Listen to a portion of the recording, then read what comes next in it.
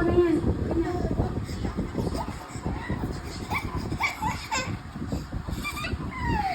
Inumin na ni Lola eh. Inumin na ni Lola to eh. Inumin ko na mag-iisa sa kanya yung malagyan.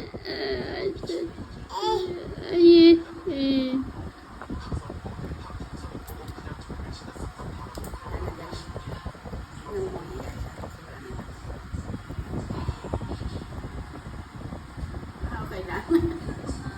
Okay lang kahit walang laman. Lalagyan lang pala. Walang kinakagat ka. Makita niya na. Pwetan. Kala niya makukuha niya yung laman sa pwetan.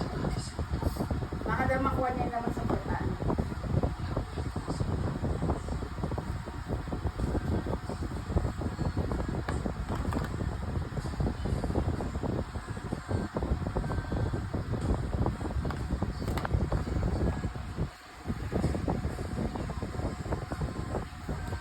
Kaumay naman yung